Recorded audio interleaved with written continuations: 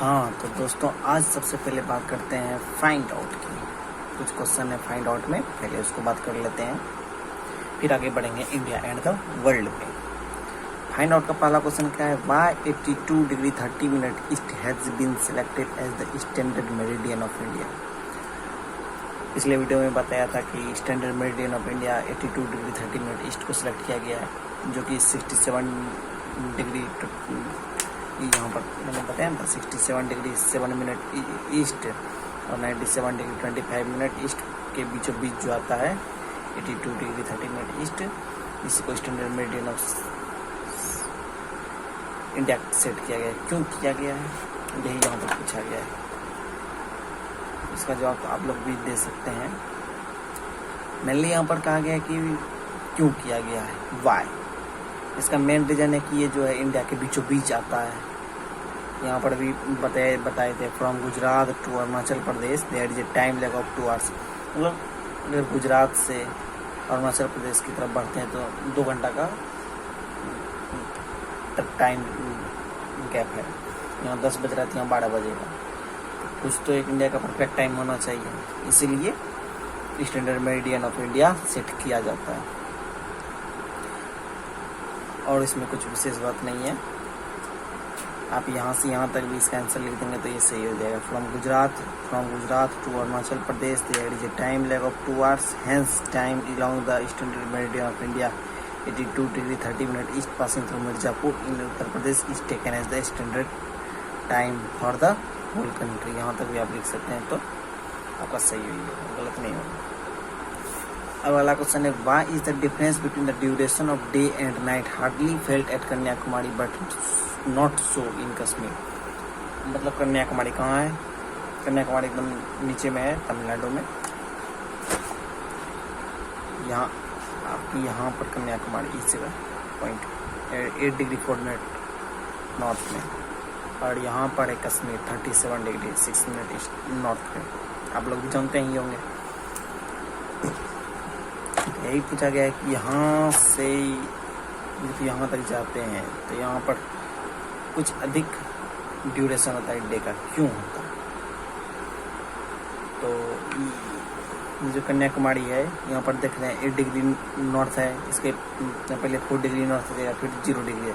0 degree पर क्या है? इक्वेटर है। What is at 0 degree? The 0 degree is at equator, equator is at 0 degree. तो यही मेन पर्पस है। इसका एक आंसर लिख के दे देता हूँ।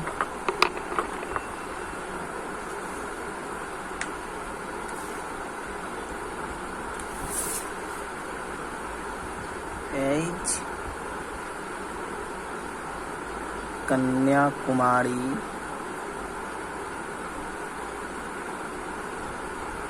is situated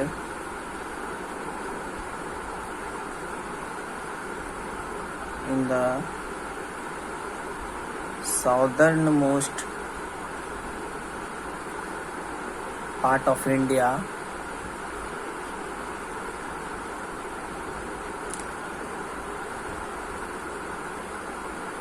which is very nearly to the equator, जो कि इक्वेटर के बहुत नज़दीक है, very nearly to the equator.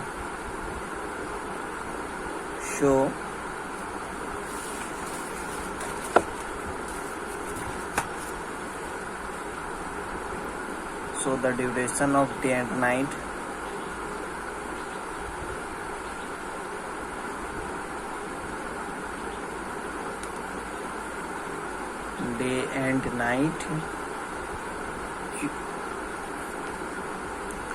hardly felt at Kanyakumari.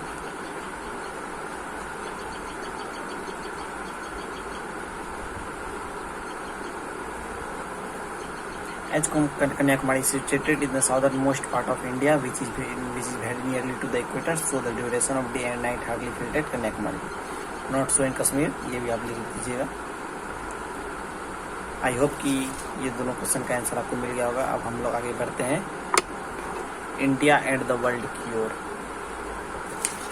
आप इसको एक बार नोट कर लीजिए कुछ देर के लिए। आई होप कि आपने ये नोट कर लिया होगा। आगे बढ़ते हैं इंडिया एंड द वर्ल्ड पे।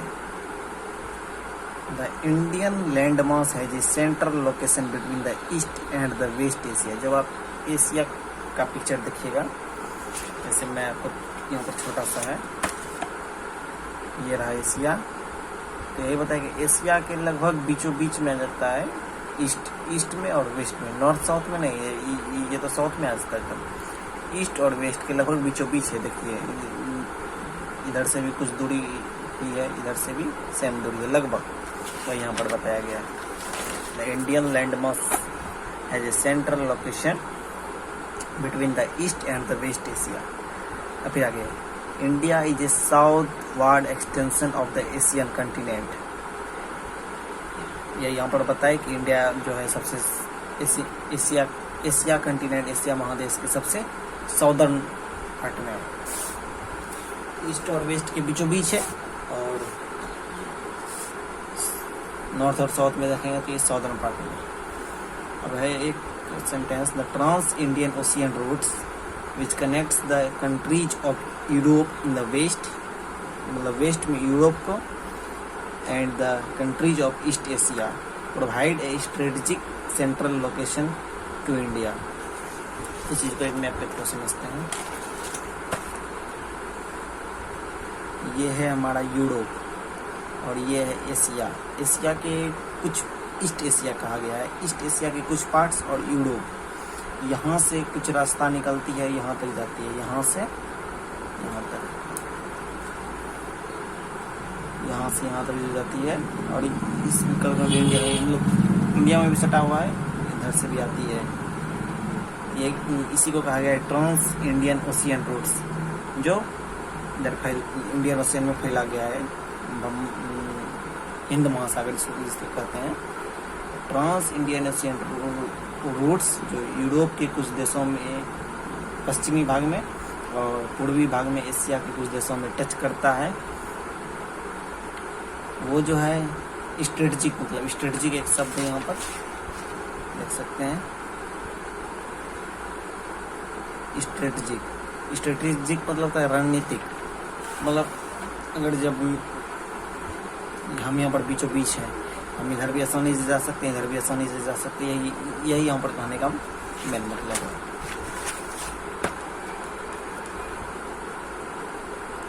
अब फिर आ जाता है, note that Deccan peninsula protrudes into the Indian ocean, thus helping India to establish close contact with West Asia, Africa and Europe from the western coast, and with Southeast and East Asia from the eastern coast.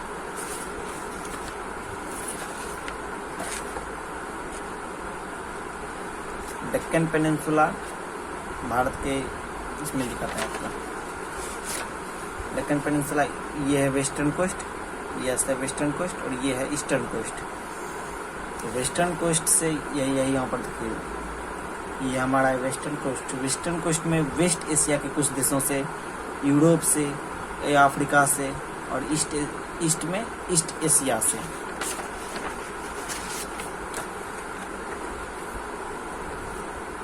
के साथ मतलब जो यहाँ पर बताया गया, Deccan peninsular जो है वेस्ट में, वेस्टर्न साइड से देखेंगे तो यूरोप अभी दिखाए, अफ्रीका दिखाए, फिर वेस्ट एशिया, इस तीनों से वेस्टर्न कोस्ट मदद करता है। क्लोज कांटेक्ट में हम लोग आसानी से आ जा सकते हैं। अब इसे हमारा नॉर्थ अमेरिका से बहुत दूरी है, यहाँ से जाएंगे, यहाँ से इस तरह आना पड़ेगा, लेकिन यही यहाँ पर बताया क्लोज कांटेक्ट अफ्रीका से हुआ, यूरोप से हुआ, वेस्ट एशिया से हुआ, इधर ईस्टर्न साइड से ईस्ट एशिया से हुआ। यही कहने का मैंने मतलब है।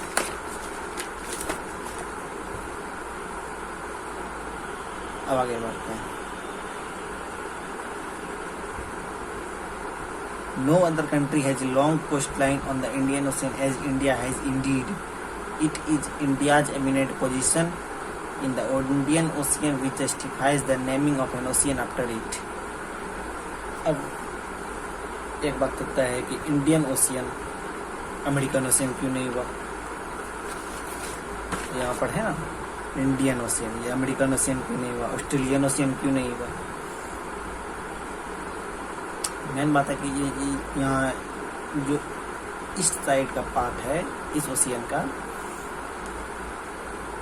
मेनली देखेंगे तो ये 3 बगल से, इधर से देखें, इधर से देखें या फिर इधर से देखें, यहाँ से तो 3 बगल से ये भारत से ही गिरा हुआ है। यहाँ पर भी भारत, यहाँ पर भी भारत, यहाँ पर भी भारत। इसीलिए इस मेन क्या कहेंगे, अधिक भाग जो है इसमें इंडिया में सम्मिलित है, इसलिए इसको इंडियन ओशियन कहते हैं। जैसे पैसिफिक ओशियन देखिए यहाँ से यहाँ तक फैला हुआ है, इधर भी फैला हुआ है। एशिया के भी कुछ देशों में, ऑस्ट्रेलिया पूरा पैसिफिक ओशियन में ही है। नॉर्थ अमेरिका, साउथ अफ्रीका, इसको नॉर्थ अमेरिकन ओशियन नहीं कर सकते क्योंकि आधा इसमें है। लेकिन इंडिया का लगभग पार्ट, ये ओशियन का लगभग पार्ट इंडिया का ही आता है, इसलिए इसको इंडियन ओशियन कहते हैं। अब एक है do you know, since the opening of the Suez Canal in 1869, India's distance from Europe has been reduced by 7,000 km.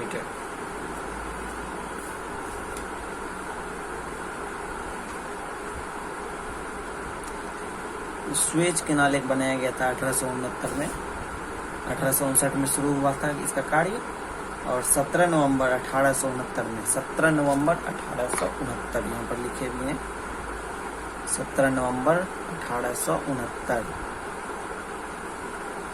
में ये कंप्लीट हो गया था स्वेज कैनाल। ये जो है इंडिया से यूरोप जाने की 7,000 किलोमीटर तक की रास्ता को ये घटा दिया था। ये यहाँ से है, इस टाइप से निकला है, इस बीच से 7,000 किलोमीटर रास्ता को घटा दिया था इंडिया से यूरोप जाने का। आगे बढ़ते हैं। अब है कि India's contacts with the world have continued with ages. Ages मतलब होता है युगों से, मतलब बहुत दिनों से इंडिया का जो कॉन्टेक्ट्स है दुनिया से, युगों से चला हुआ आ रहा है। जैसे वास्को ड गामा आए, फिर फ्रेंच आए, पुर्तगीज आए, फिर ब्रिटिश आए, तो ये सब कहाँ के थे? बाहरी के ही थे। अकबर, हुमायूं, ये सभी बाहरी के ही थे। यही यहाँ पर दिया हुआ, India's contacts with the world have continued through ages. India का जो रिलेशनशिप है, मतलब इंडिया का जो कॉन्टेक्ट्स है दुनिया के साथ, ये युगों से चला आ रहा है। But her relationship through the land routes are much older than her maritime contacts. उस समुद्री का रूट था वो बाद में खोज हुआ, उससे पहले मतलब यही लिखा हुआ, land routes are much older. Land routes जो भूमिगत रास्ता था वो बहुत पुराना है। किसके कंपेरिजन में करें तो समुद्र का जो रास्ता है उसके कंपेरिजन में।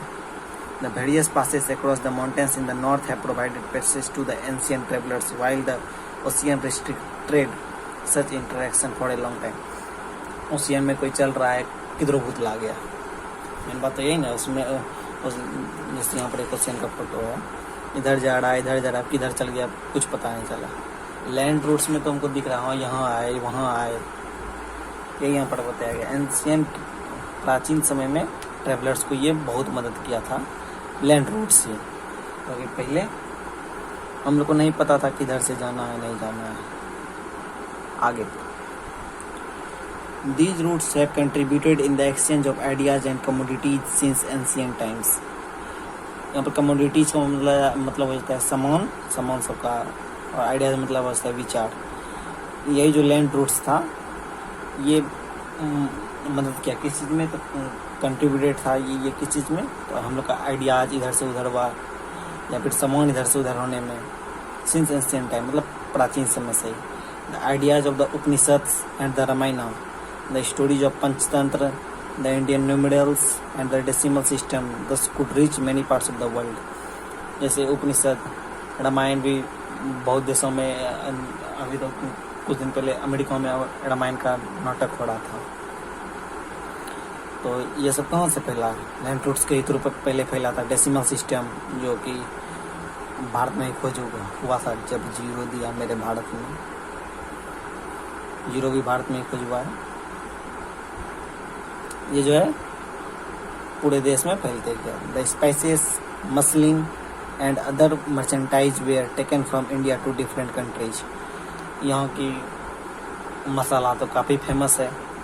यहाँ का मसाला जो है ब्रिटिश अभी व्यापार करने आए तो लगभग मसाला के लिए ही आए थे। तो यही यहाँ पर दिया गया, the spices, muslin and other merchandise were taken from India to different countries. मतलब मसाला सब जो है इंडिया से ले जाकर दूसरे देश में बेचता था अधिक प्रॉफिट कमाने के लिए। On the other hand, the influence of Greek sculpture and the architectural styles of dome and minarets मतलब हो जाता है एक तरह से कहें तो मीनार, जैसे कुतुब मीनार वही हो जाता है। The influence, on the other hand, the influence of Greek sculpture and the architectural styles of dome and minarets from West Asia can be seen in different parts of our country. West Asia दिखाते हैं।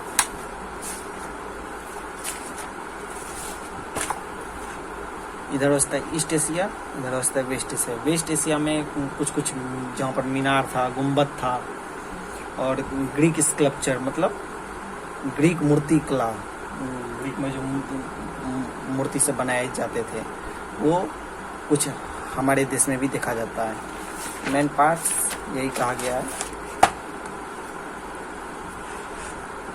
That's all for today's class. India's neighbors will be discussed in other classes. Thank you.